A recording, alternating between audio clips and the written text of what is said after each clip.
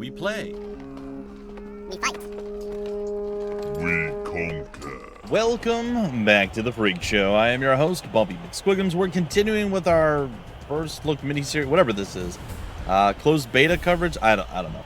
Whatever it says on the tin, that's what we're going with. We're playing Blood Bowl 3. We were invited to do so, and that's pretty awesome. So, continuing with the tutorial, because there's a million and two things to remember and do, and it's all going to be interesting and fun and terrifying all at the same time, so I'm excited. We'll find out. Assist in being sent off. Now, let us move to the secret of a successful foul. Move a few players around the chosen blocker who is lying on the pitch. Make sure that your players aren't being marked once they are in place. Okay, remember, being marked means that they're inside the tackle zone of an opponent. Gotcha. Alright.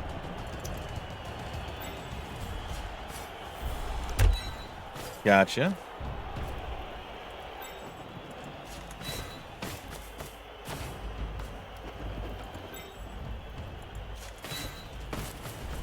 Alright, simple enough. And we can do, what, one more? Support is the foundation of your strategy. Each teammate providing an assist reduces by 1 the result required to successfully break the armor value. Execute foul declaration with a shortcut.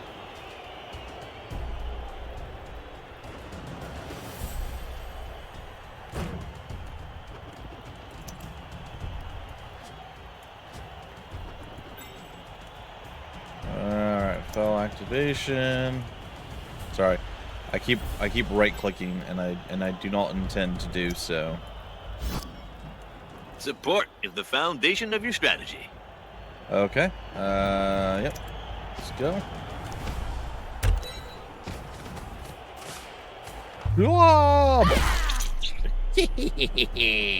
Alright, so we got a Oh death attack dear, there. they'll be expensive to replace. Indeed. The referee noticed something. Oh, the referee and casualties. A foul carries the risk of your player being caught in the act. Fortunately, the "Are you the call" option brings on your coach, with a small chance of dissuading the referee from sending off your player. Are you the call? Hasn't that player been sent off, Bob? Yeah, that was before the ref was, compensated. You're lucky. Your player will not be sent off. The opposition player won't be setting foot on the pitch in the near future.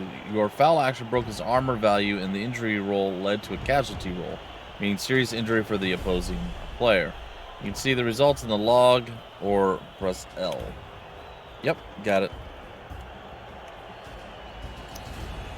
KO'd or injured players are placed in the dugout of their team.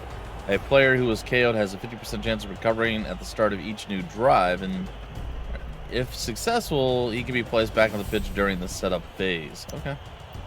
A player who suffers a casualty is off the pitch for the rest of the match. Information about an injury or a casualty suffered by the player is found on his profile.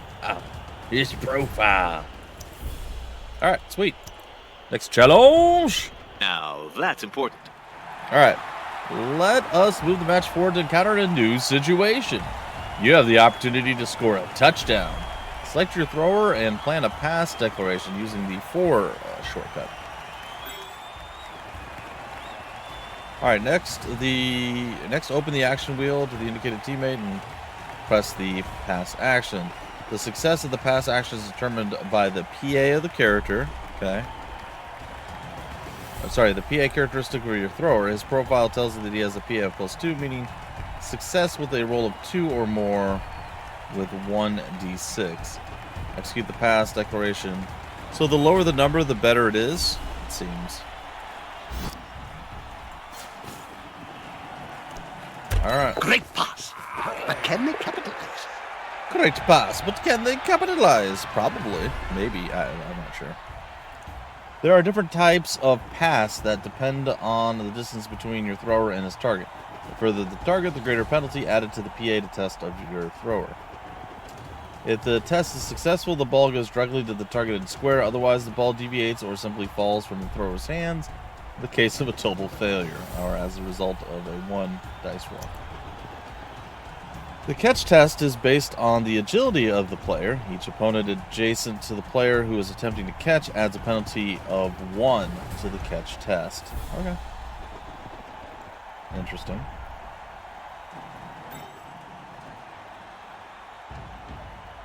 score a touchdown, you have to pass the ball to a teammate. A player who isn't carrying the ball but is not yet activated is automatically positioned with a handoff declaration. Move your player to the indicated square in order to remove him from the opponent's tackle zone. Make sure that you are in a handoff declaration.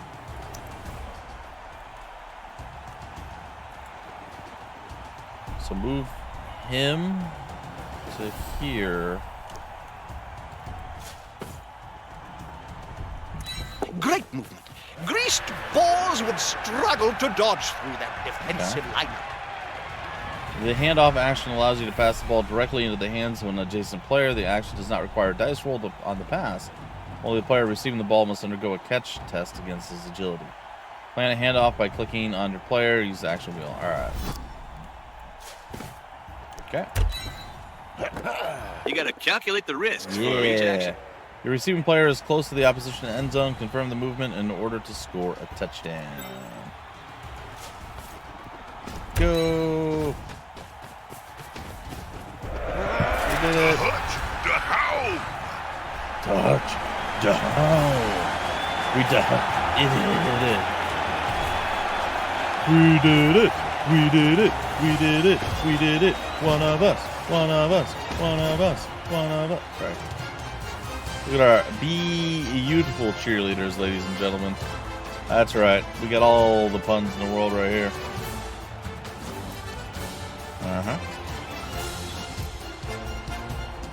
A Claws of Chaos couldn't handle it. Dota J, or Dodge. A new victory for the rookies. There remains one last match for them to win in order to attract the attention of generous sponsors to you. Success. All right. Yes, I am Sortan. All right, ladies and gentlemen, it is time for me to do things, and it's going to be fine. Commercial break. Cabal Vision. Tired of getting trampled? Dreaming of the big guy silhouette? Run faster, you runts! I'm Varagul Chewer! And I'm Lord Borak. We at Oculus have developed a personalized training program for weak scumbags like you. You'll be out there crushing orcs in only 4 weeks. Join Fitness Club Oculus and finally become the big guy of the match. Okay. Nice. I like it. The big guy of the match. The match is starting up again for the final chapter in this competition. Everything will be decided now. Sweet. Welcome to this third match in charge of us singing the rookies. We'll look at some special actions as well as the use of skills. Seems to be having a bad day. Uh-oh. Varagul Chewer.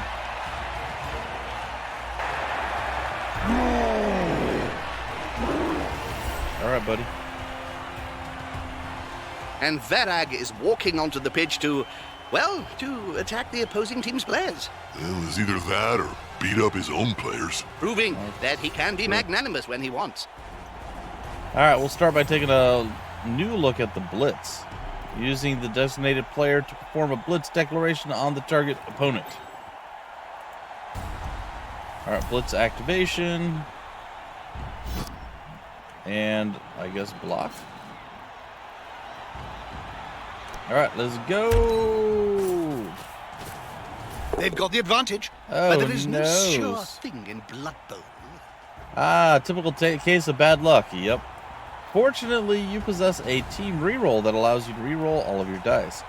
Select the team reroll option at the bottom of the reaction wheel. A snotling baked in a pie stands more chance than this poor kid. That's better. Actually, I'm getting hungry. Where's the nearest pie shop, Jim? Choose any of the results and finish your block action. Pow pow. That's better. Choose any of these results and finish your block. Okay. Sure.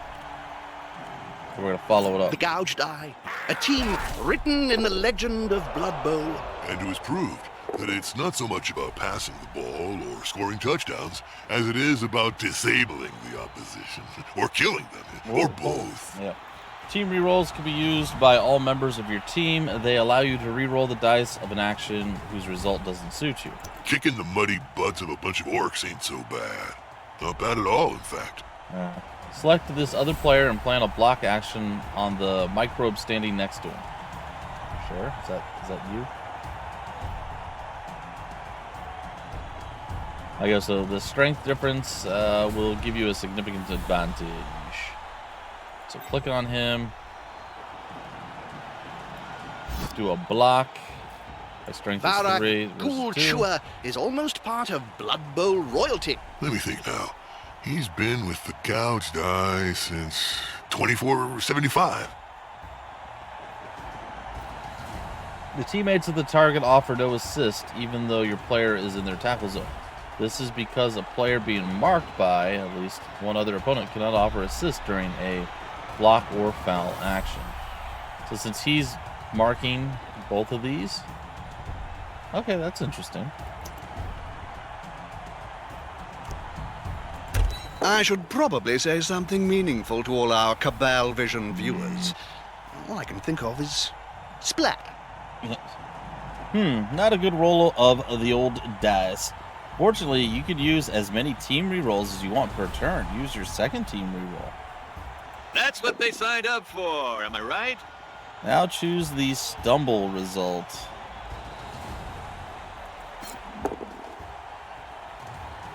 Now choose stumble. Yep, okay. Yep, sure. Back that way. We'll follow it They're up. still standing. Unlike POW result, the opposition player was not knocked down. Because he has the dodge skill, he is simply pushed back. Varag, he's a coach who keeps a tight grip. An ex-slave who whips his players. A real textbook case. The way is clear. Almost another way through the defensive line is to jump over the players lying on the pitch. Almost another way. Okay, gotcha. Select the indicated player and place him next to the opposition player who's laying on the ground. Jumping is considered as a move action. Let me go there. That's good, kid. You learn fast. Alright, hold your left mouse button on your player or on the opposition player in order to open up the action wheel. Select the jump over option. Sure. Okay, that's all planned out. Get to jumping. That didn't go well. Hold your opposition orders. Jump over. Okay. Use the apothecary. Varag Ghoul Chewer is almost part of Blood Bowl royalty. Let me think now. He's been with the gouged eye since 2475. Choose no injury. Okay, the result of the intervention. Okay. That was interesting. So, Using the crowd, your opponent has placed his ball carrier on the sidelines. A mistake that you'll exploit by a blitz declaration on this pipsqueak. You show him what the crowd of a Blood Bowl match is made of. Place this player on the indicated square. Got it. Offer an assist. Make sure the opposition player leaves the pitch. Remember, always give the people what they want. Execute your block action on the ball carrier with this player. Select the blitz declaration beforehand.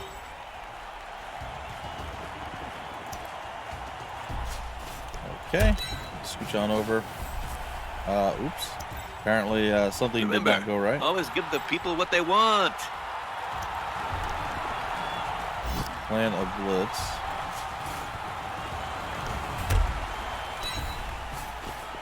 The Okay. attacker has an assist. These results will do. Pushing him back off the pitch will trigger an instantaneous reaction by the crowd. Okay.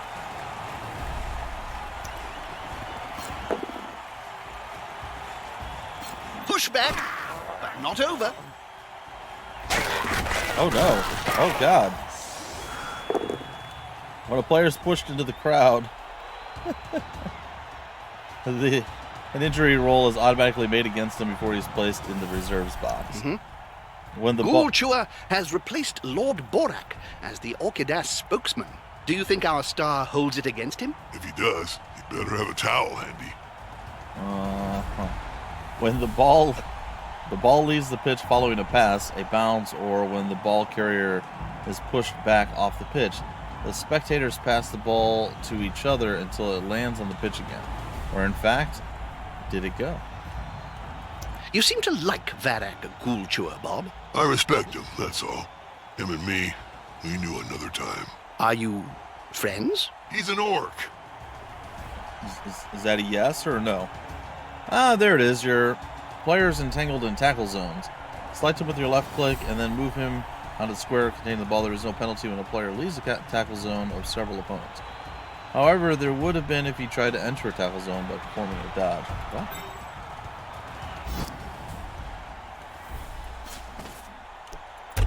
The other players stood there like statues. Stop mumbling. Not enough tackle zones on that ball. And now the opposing team has paid the price. Interesting. Job done. You attempted the first dodge that failed, then a second one that was successful. The test was rerolled thanks to the dodge skill of your player. Find this information in the log.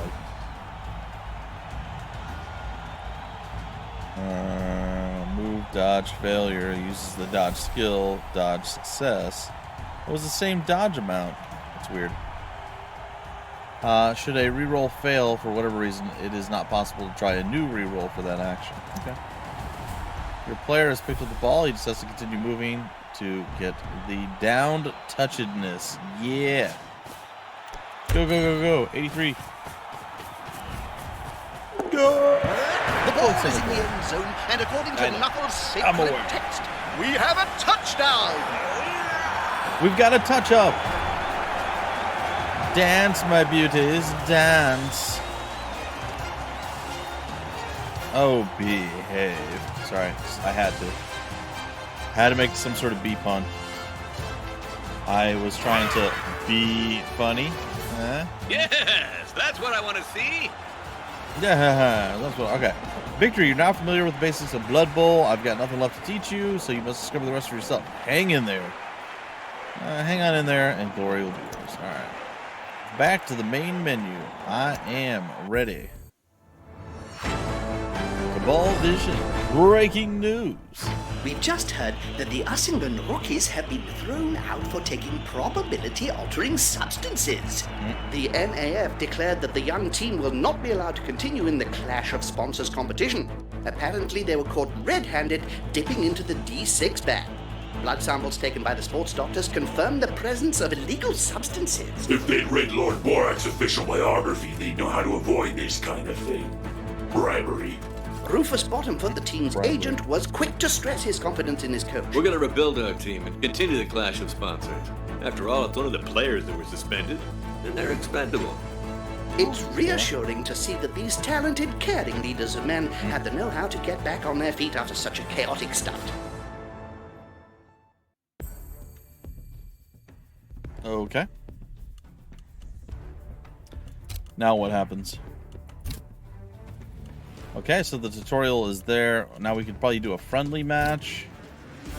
There are teams available, friendly matches. Challenge a friend online or compete against him on the same screen. You have access to your own teams as well as the real official teams. Unlike competition matches, matches played in this mode have no effect when completed. Interesting. We also have teams. My teams and competitions. Available teams. Find all of your teams on the screen. If you still don't have a team, create your own by selecting the Create New Team button on the bottom left. You can access the menu of each of your teams by selecting the corresponding title. Huh. We do not have one right now.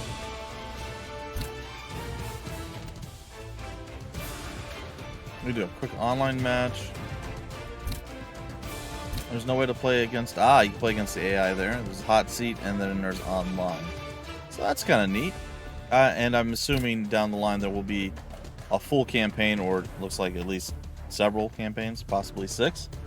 and we'll be able to play through it. I think I'm going to break it off right here, guys and gals, in the next episode that I do. I am going to do my very, very, very, very, very best to actually dive in and play through a match, a game, if you will, and see how all that goes. So this one's going to be a little bit shorter, but we got through the rest of the tutorial, so and we survived it, so that's pretty good. I mean, we only had a few little mistakes.